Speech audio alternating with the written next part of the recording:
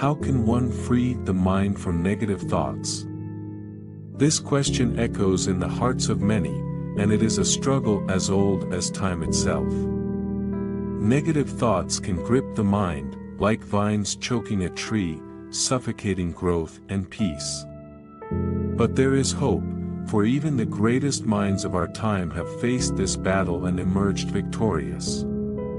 Gautama Buddha, the enlightened one, once said, "The mind is everything. What you think, you become."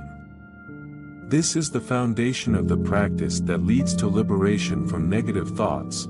The key to this freedom lies not in suppressing these thoughts or fighting against them directly, but in understanding their nature and choosing to rise above them.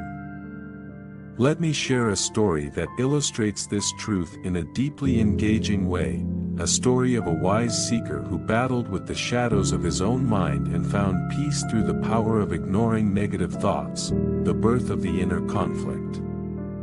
Once, there was a man who sought wisdom and peace. He lived a simple life, yet his mind was constantly troubled by negative thoughts. These thoughts seemed to come out of nowhere. At times, they whispered that he was not good enough, that he would never succeed, that he was unworthy of happiness. At other times, they filled him with doubt, envy, and anger. One day, as he sat alone in contemplation, a question arose within him: why do these thoughts persist? I try to push them away.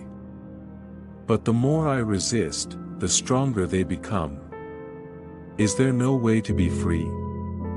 His mind was like a restless ocean, with waves of negativity crashing into his consciousness, leaving him exhausted and anxious. He tried everything to silence them.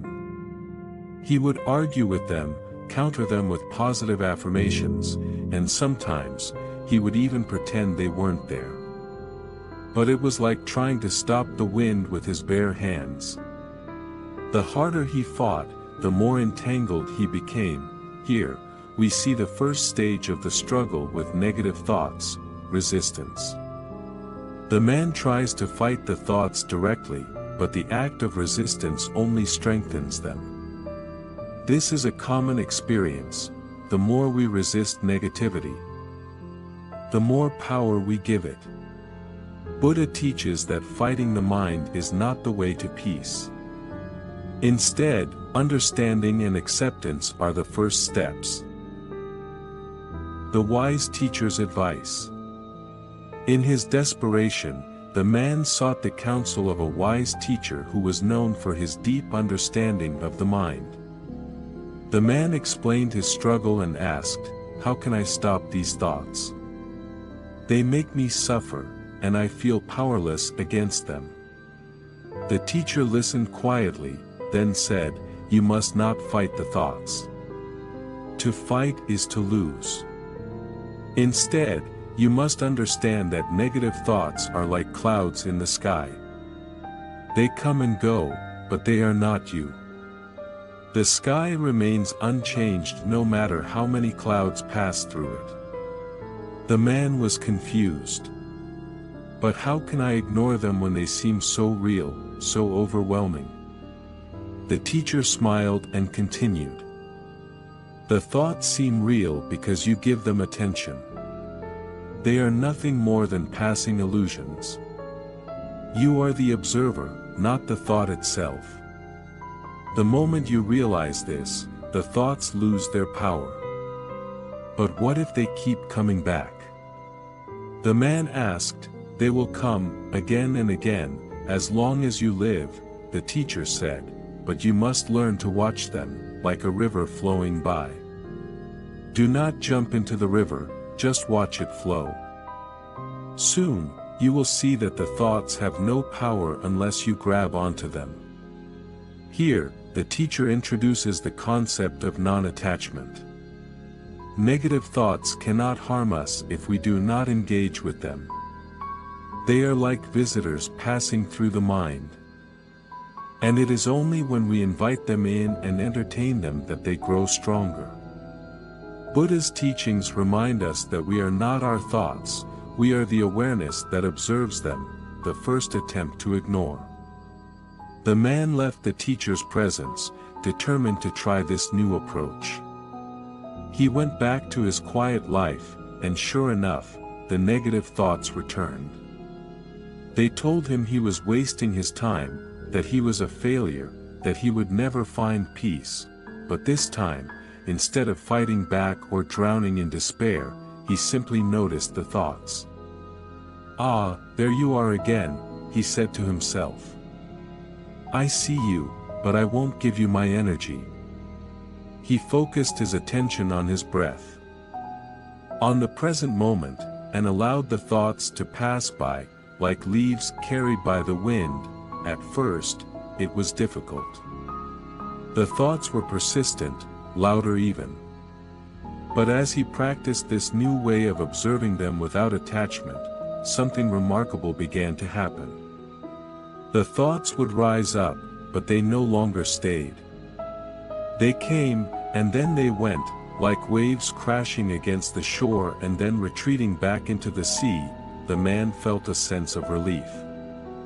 For the first time in his life, he realized that he could live with negative thoughts without being consumed by them. The act of observing negative thoughts without engagement is the core of mindfulness. At first, the thoughts seem louder because we are more aware of them. But with time, their grip weakens. Buddha's wisdom teaches us that the mind can be tamed not by force, but by gentle awareness and detachment. The return of the darkest thoughts. Months passed, and the man grew more skilled at ignoring his negative thoughts. He felt a new sense of freedom and peace. But then, without warning, a day came when his darkest, most painful thoughts returned. These were the thoughts he feared the most, the thoughts that questioned his very existence, his purpose, his worth. The man felt his heart race, and panic began to set in. "Why now?" he thought. "I thought I was free of these thoughts. Have I failed?" In his distress, he ran back to the wise teacher and said, "Master, the thoughts have come back, stronger than ever. I don't know what to do. I thought I had learned to ignore them, but now they are overwhelming me again." The teacher looked at him kindly and said, "The mind is like a deep ocean. Sometimes, when you dive deep, you find hidden currents you were not aware of. These thoughts have always been there, but now you are strong enough to face them. Do not fear them. They are simply the remnants of old fears and doubts. Watch them, let them pass, and they too will dissolve."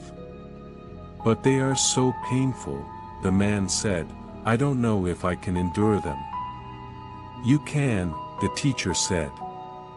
"And you will. Painful thoughts are like shadows, they appear dark and overwhelming, but they have no substance. You must remember, you are the sky, vast and unchanging. These thoughts are only passing clouds, no matter how dark they seem." The man bowed and left, determined to apply this wisdom. He returned to his practice, and this time, when the darkest thoughts arose, he did not run. He did not try to escape. He sat with them, observing them in silence, watching them without judgment. Slowly, the thoughts began to lose their intensity. They came, but they no longer had the power to drag him down. He was like the sky, vast, unmovable, at peace. The return of painful thoughts is natural. Even when we grow stronger, the mind may bring up deeper fears and doubts. But Buddha's teachings remind us that all thoughts, no matter how painful, are impermanent. By sitting with them without fear, we allow them to dissolve naturally. Like shadows that disappear in the light of awareness, over time, the man's relationship with his mind transformed. He no longer feared negative thoughts, for he understood their nature. They were like waves, like clouds, like shadows, impermanent and without true power. He was the observer, the sky, the awareness that could never be touched by these passing illusions. One day, as he sat in meditation, a profound realization dawned on him. He saw that his thoughts, whether positive or negative, were not his identity. They were simply movements of the mind, arising and passing away like the wind. His true self was beyond thought, beyond emotion, beyond all the stories the mind created.